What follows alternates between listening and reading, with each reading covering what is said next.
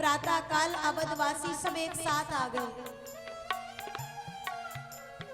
सब कह रहे हैं हमारे राम आज राजा बनने जा रहे हैं। राजद्वार पर खड़े गए, लेकिन क्या विडंबना है महाराज, क्या है राम का जीवन।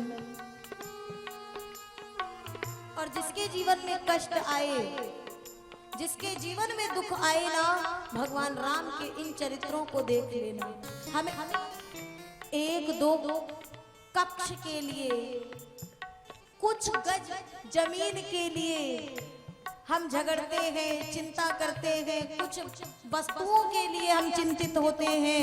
अरे राम जी के जीवन का तो पूरा का पूरा चित्र ही पलट गया उस रात में।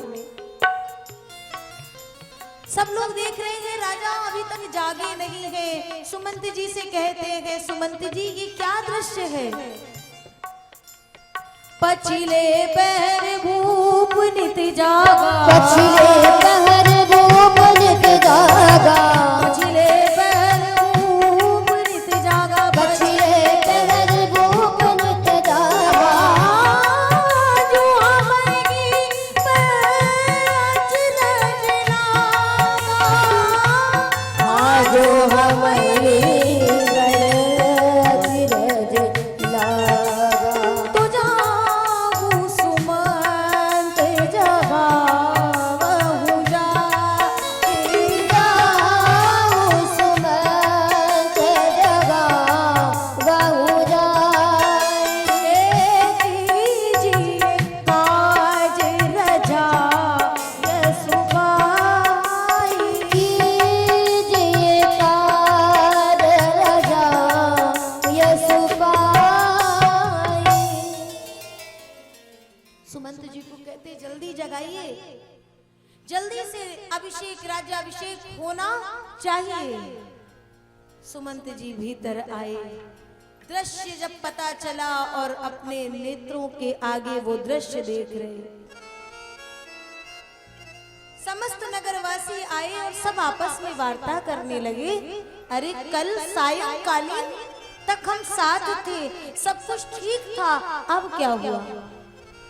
ये रात भर में ऐसा क्या हुआ जो हमारे महाराज ऐसी अचेतन अवस्था में पड़े हैं। कोई किसी से बात कर रहा है, कोई कुछ कह रहा है। सुमंत जी को लगा इन सब बातों का सार भगवान राम के पास मिलेगा,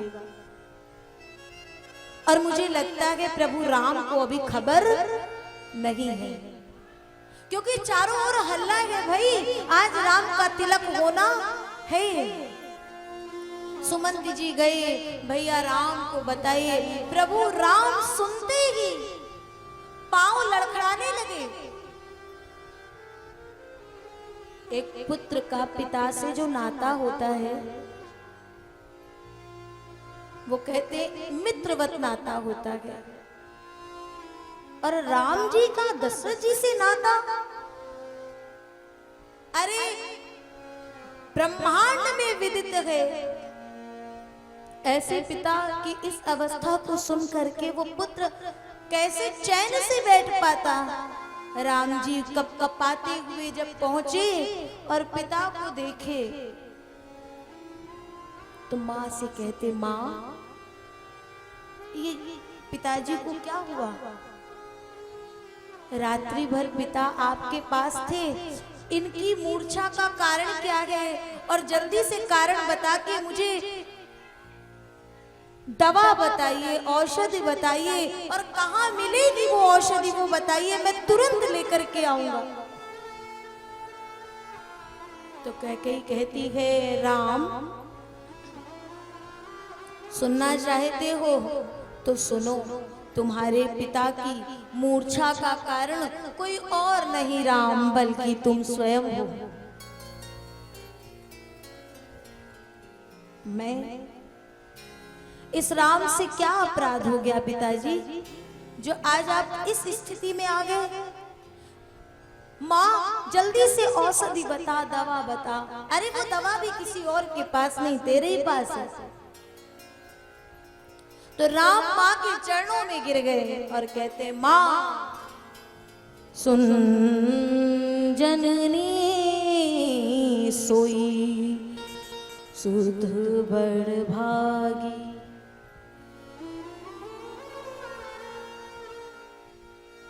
सुन जननी सोई सुत बड़ भागी, जो पितु मातु वचन अनुरागी। और तनय मातु पितु तोसनिहारा, दुर्लभ जननी सकल संसारा। कहिए कोई भी बात होगी, अरे वो औषधि वो दवा कहीं भी क्यों ना हो, ये राम तुरंत जाकर के लेकर के आए। और मेरी गलती भी बताइए। और तब कैकेयी ने पूरी बात बताई। और जो ही कैकेयी अम्बा के मुख से पूरी की पूरी वो कथा सुने, तो पता गए भैया राम कहते गए, माँ बस, अरे इतनी सी बात, इतनी छोटी सी बात। और क्या पिताजी, क्या आपको अपने राम पर विश्वास नहीं रहा? क्या आपको अपने इस राघव पर भरोसा नहीं रहा? अरे इतनी छोटी सी बात और इतना छोटा सा त्याग, क्या आपका राम कोई विचार करेगा? नहीं। अरे पिताजी, ये तो मेरा परम सौभाग्य है। मैं अभी आपकी आज्ञा को सिरोधार्य करता हूँ और अभी जाता हूँ।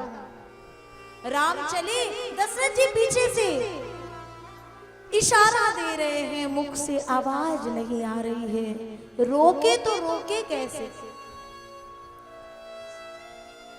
राम जी आगे बढ़े तो आप कहते हैं कि मैं सबसे पहले किसके पास जाऊं, किसको बताऊं कि मुझे जाना है, मुझे अभी विदा लेनी है।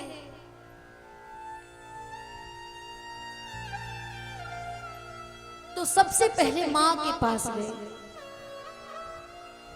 और जैसे ही कौशल्या अम्बा के भवन के भीतर पहुंचे, तो देखते क्या है कि मां नवीन नवीन राजसी वस्त्र थाल में लगा रही है, आभूषण सजा रही है। राम आए तो राम को देखते ही बावली होकर के कौशल्या अम्बा खड़ी हो गई। राम जल्दी आ, मैं अभी तेरे ही पास आने वाली थी, जल्दी से इसमें से तू देख ले, तुझे आज राज्याभिषेक के समय में कौन सा वस्त्र धारण करना है, कौन सा आभूषण पहनना है। राम जी माँ को देख करके और इस स्थिति को देख करके आज भगवान राम के नेत्रों में कुछ एक आंसू भर आए। भगवान राम बहुत जल्दी रोते नहीं है, लेकिन माँ का वो वात्सल्य देख करके आंसू भर आए। राम कहते हैं, माँ पिता ने मुझे राज्य दिया है,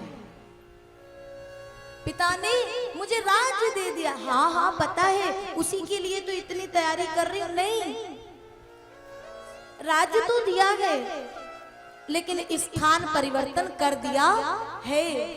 और उस स्थान में इन राजसी वस्त्राभूषणों की कहीं कोई आवश्यकता नहीं है। तो कौन सा स्थान दिया है राम? पिता दीन मोही कानन राजो,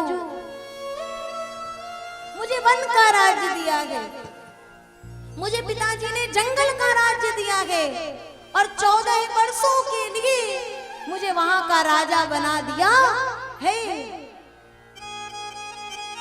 पिता दीन मोही कानन राजू, जहां सब भांति मोर बड़ काजू। आपको पता है, और कोई स्त्री होती और कोई माँ होती, उसे पता चलता मेरे बेटे के साथ इतना बड़ा छल। अरे महाराज, साधारण भाषा में कहे तो युद्ध छिड़ जाता। लेकिन कौशल्या अम्बा कहती है, राम अगर अकेले माँ या अकेले पिता की आज्ञा होती तो मैं तुझे रोक लेती, लेकिन यहाँ तो माता पिता दोनों की आज्ञा है, फिर ये माँ तुझे रोक कैसे पाए? तुझे भी तो अपने धर्म को निभाना है। मैं तेरे धर्म को निभाने में बाधक नहीं बनूंगी राम, लेकिन क्या करूं, ये कौशल्या का जीवन तेरे बिना है नहीं, इसलिए राम इस कौशल्या को अपने साथ ले चल। वचन देती हूं कि तेरे वनवास के पूरे काल में मेरे कारण कहीं तुझे कोई परेशानी नहीं होगी। राम आज माँ के चरणों में गिरे और कहते, माँ तू ऐसे मत कहे। एक स्त्री का धर्म बताने लगे और कहते हैं, माँ वनवास मुझे हुआ है, कोई आपको नहीं। आप तो पिताजी इस स्थिति में हैं, आप रह करके उनकी सेवा करिए और मैं शीघ्र आ जाऊंगा। और उधर माता जानकी अम्बा पृथ्वी पर जो बैठी हैं, बैठे बैठे अचानक उनके कान में ये आवाज पड़ी। संतों ने कहा, जानकी अम्बा ने बड़ी चिंतित अवस्था में जब कोई होता है तो वो कोई भी कार्य करता है, वैसे ही माता जानकी अपने पग के नखों से पृथ्वी को कुरेद रही हैं। मानो वो नुपुर जो बज रहे हैं वो भगवान को अपनी बात कहना चाहते हो। माँ दौड़ करके प्रभु के पास आई, प्रभु मुझे भी अपने साथ ले चलिए। राम समझाने लगे, जानकी वनवास मुझे हुआ है, आपको नहीं, इसलिए कृपा करके आप यहीं रहिए, माता पिता गुरु इनकी सेवा करिए। जानकी जी कहती हैं, राम के बिना सीता का कोई जीवन नहीं है, सीता के प्राण तो वैसे ही चले जाएंगे, इसलिए नाथ अपनी इस दासी को कहीं मझधार में अकेले मत छोड़िए। आपके श्री चरणों में बार बार विनम्र निवेदन है कि मुझे अपने साथ ले चलिए। कौशल्या अम्मा कहती, राम अभी तो तू मुझे स्त्री जाति के नियम बता रहा था, व्रत धर्म बता रहा था, उन्हीं धर्मों का पालन जब जानकी करना चाहती है तो इस बिचारी को तू पीछे क्यों कर रहा है अपने धर्म से? ले जाना इसे अपने साथ, ये कैसे रहेगी इस अयोध्या में? और उतने में ही हमारे लखनलाल जी तुरंत सामने आते हैं और राम जी के आगे विराजमान हैं। माता कौशल्या अम्बा, माता जानकी, श्री राम जी सब लोग विराजमान हैं। उतने में लखनलाल जी आए और गोस्वामी जी लिखते हैं, समाचार जब लक्ष्मण पाए, समाचार जब लक्ष्मण पाए, समाचार जब लक्ष्मण पाए, समाचार जब लक्ष्मण पाए, व्याकुल बदन विलख उठ धाए, व्याकुल विलख बदन उठ धाए,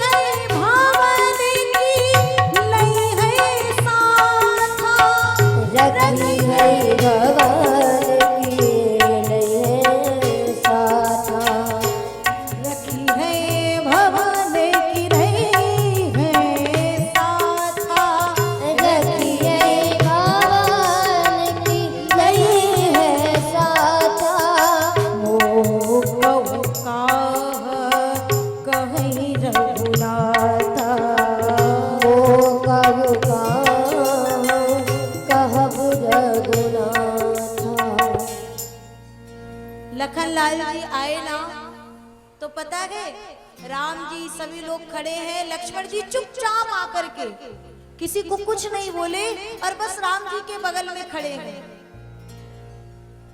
राम जी ने एक नजर देखा तो आपको पता है हमारे लखन भैया दोनों हाथ जोड़ करके राम जी को देख रहे हैं।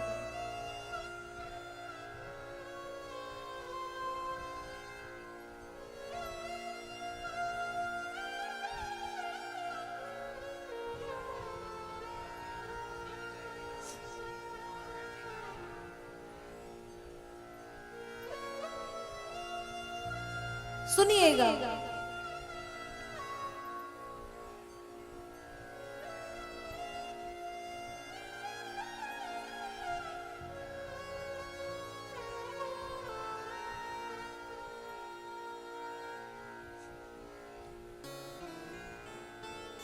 शांति रखिएगा महाराज, कोई भी आपकी आवश्यक बात हो नीचे करिए।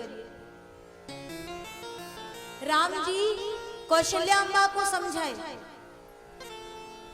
जानकी अम्मा को समझाए और उतने में ही राम बिलो की बंदूक कर जोरे। राम जी ने अचानक बगल में देखा तो लघु भाई, छोटे भाई लखन लाल जी विराजमान हो चुके हैं, दोनों हाथ जोड़ करके और देख रहे हैं। और इतने दिन ऐसी दयनीय स्थिति में लखन लाल जी आज भगवान राम को देख रहे हैं कि राम जी ने जब देखा तो राम जी का भी हृदय भर आया और मानो लखन लाल जी के नेत्र आज राम जी से पूछ रहे हैं कि प्रभु आप अब जब बोलोगे तो आपका अगला वचन क्या होगा कि लक्ष्मण मेरे साथ चलना है। मोकहु काह कहे रघुनाथा, रखिए साथ या साथ ले चलेंगे या कह देंगे तुम यही भवन में रहो। और उतने में ही लखनलाल जी ने भगवान से कहा प्रभु इस दास के लिए क्या आज्ञा है।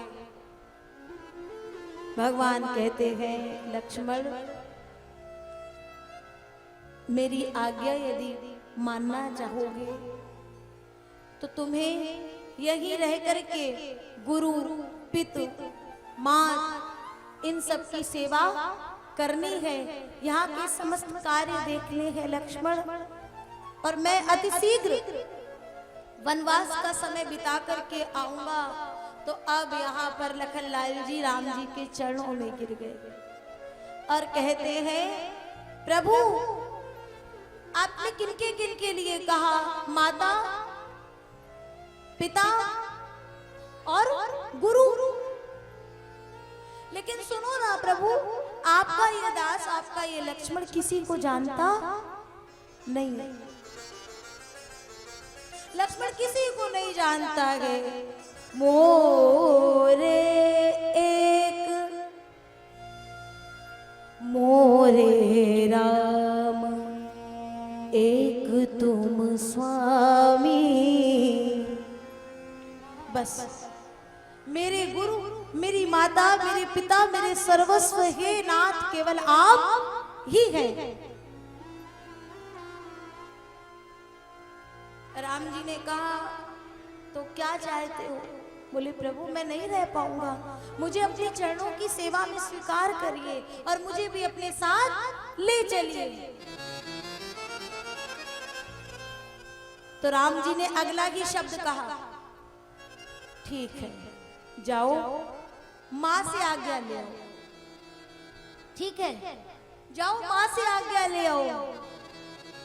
लखनलाल जी तुरंत दौड़े और जैसे ही दौड़े तो राम जी कह रहे जानकी देखो अभी कह रहा था कि मेरे माता पिता गुरु सब आप हैं, मैंने जैसे ही कहा कि मां से आज्ञा ले आओ तो दौड़ पड़ा।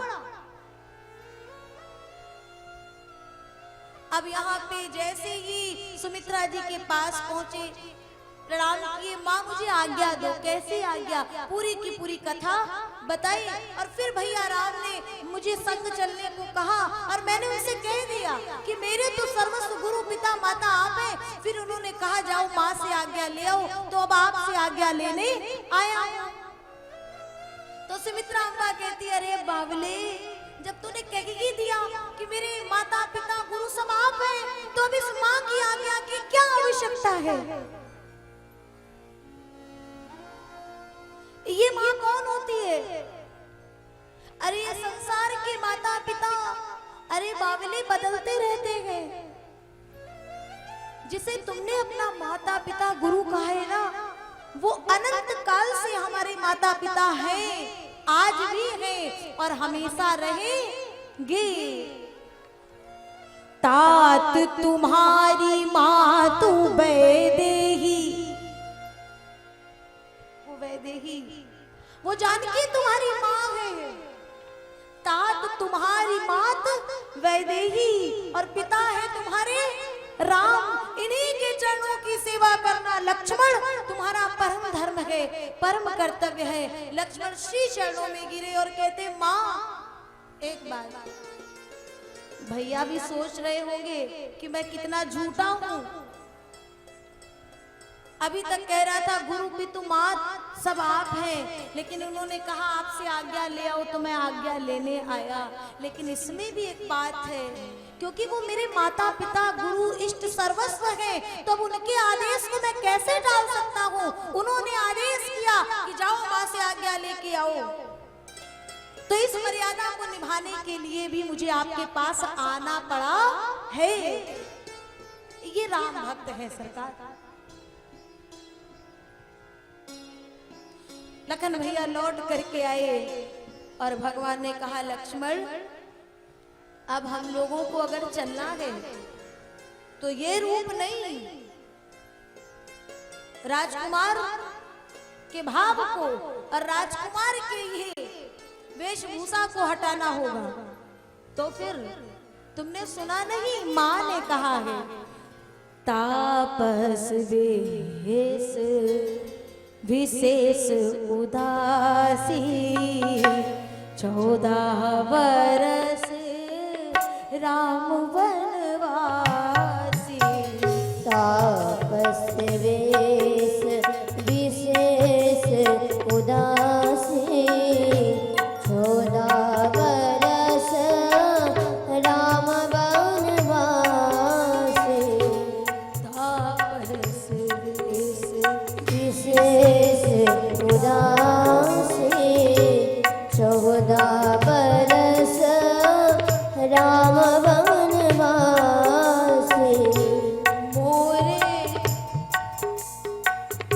मोरे राम एक तुम स्वामी, मोरे राम एक तुम स्वामी। प्रणत पाल उर तरयामी, प्रणत पाल उर तरयामी।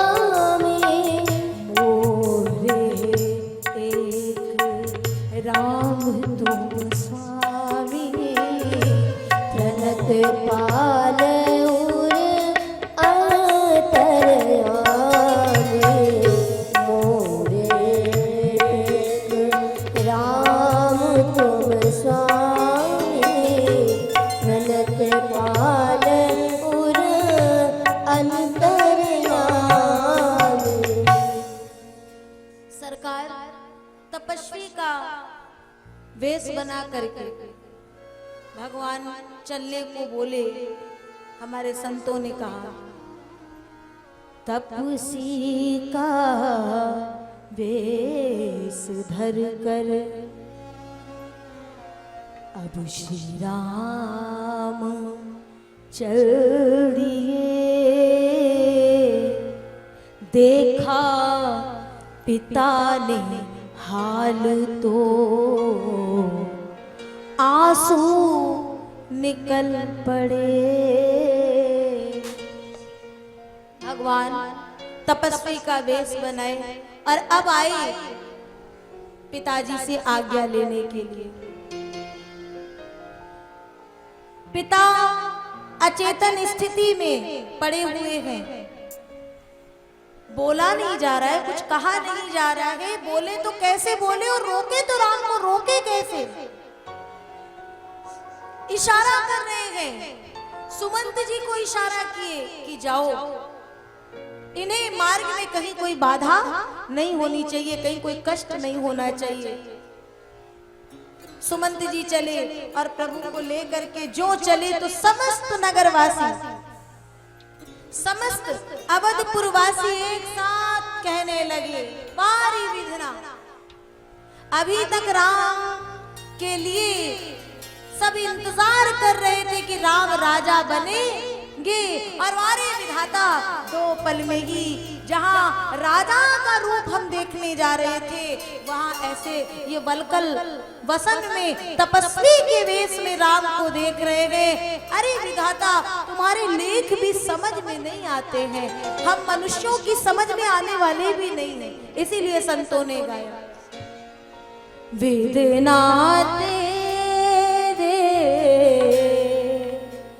ये लेख किसी के समझ ना आते हैं,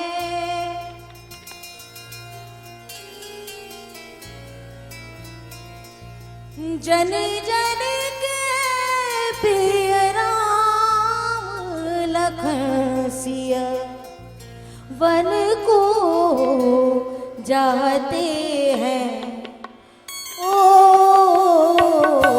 विधिना तेरे लेख किसी के समझ ना आते,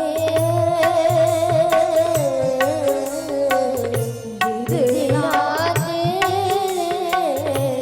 लेख किसी के समझ ना आते हैं। जन जन के प्रिय राम लखन सिया वन को जाते ओ विधिना तेरे लेख किसी समझ ना आते।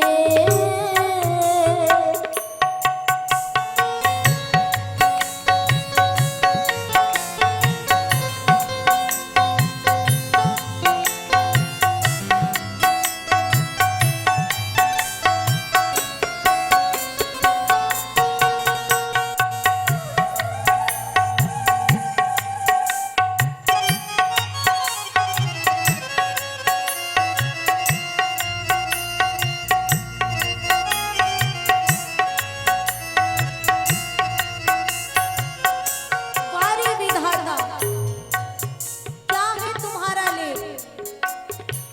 एक राजा के राज दुलारे, वन वन फिरते मारे मारे। एक राजा के राज दुलारे, वन वन फिरते मारे मारे। हो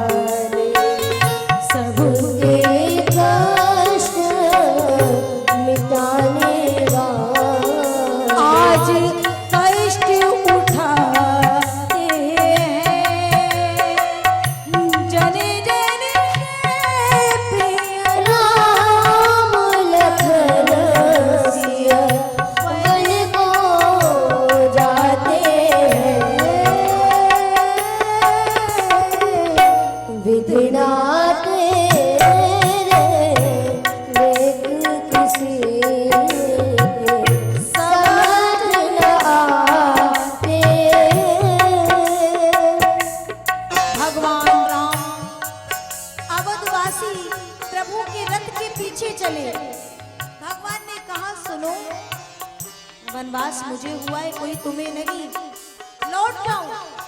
लेकिन भगवान की आज्ञा का उल्लंघन कोई नहीं करता, लौट जाते। लेकिन जैसे ही राम जी आगे बढ़ते तो भगवान राम उधर मुख करके आगे बढ़े तो पीछे वाले फिर भगवान के पीछे पीछे चलने लगे। फिर ये प्रेम बस पुनि फिर आवही, और सब तुरंत गाने लगे, विधना तेरे लेख किसी समझ ना आते हैं। विघ्ना तेरे लेख किसी समझ न आते हैं। राजमहल में पाया जीवन, फूलों में हुआ लालन पालन। राजमहल में पाया जीवन, फूलों में हुआ लालन पालन। राजमहल के त्यागे सभी सुख, राजमहल के त्यागे सभी सुख, त्यागी अयोध्या त्यागा सिंहासन। त्यागी अयोध्या त्यागा सिंहासन। कर्मनिष्ठ हो अपना अपना, कर्मनिष्ठ हो अपना अपना, धर्म निभाते हैं। कर्मनिष्ठ हो अपना अपना, धर्म निभाते हैं। जन जन के प्रिय राम लखन सिया वन को जाते हैं। ओ विधना तेरे लेख किसी समझ न आते हैं। समझ न आते हैं। समझ न आते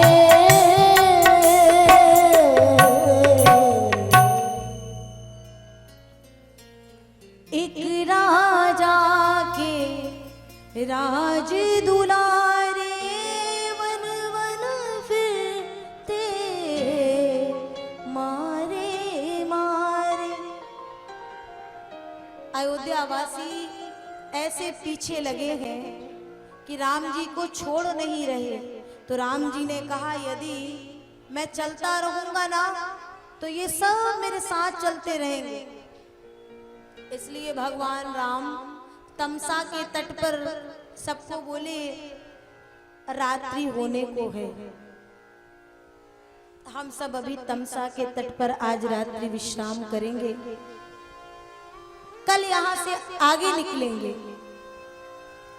लेकिन अब यहाँ देखिएगा, देखो भगवान पर सबको इतना विश्वास है, इतना भरोसा है, यही रखिए, इतना भरोसा है सरकार कि सब निश्चिंत होकर के सोने लगे। भगवान राम तुरंत जैसे ही देखे सब सो गए, जानकी जी को, सुमंत जी को, लक्ष्मण जी को, जल्दी से आगे बढ़ जाओ, नहीं तो अगर ये जाग गए ना तो यहां से कोई आगे नहीं जाने देंगे। इसलिए जितने सब लोग जल्दी से वहां से आगे बढ़े। अयोध्यावासी आज देखो ना, अयोध्या ऐसा लग रहा है पूरी की पूरी अवध आज सूनी हो गई है, क्योंकि भगवान राम अयोध्या में नहीं है। मंदिर की शोभा किससे होती है? क्यों भाई? मंदिर की शोभा भगवान से, और जब मंदिर में भगवान ही नहीं होंगे तो क्या मंदिर मंदिर रह जाएगा? नहीं। वैसे ही अयोध्या राम जी से है। राम जहां है वहीं अयोध्या है। इसलिए राम आगे बढ़ गए तो मानो ऐसा लग रहा है कि अयोध्या का जो श्रृंगार था ना, वो भी राम जी के साथ आगे चल चुका है। और यहीं से देखिए, मुझे लगता है कि अयोध्या की गद्दी पर तो हमारे राम 14 वर्षों बाद बैठे थे, लेकिन राम जिस समय वन चले, राम राज्य वहीं से प्रारंभ हो गया।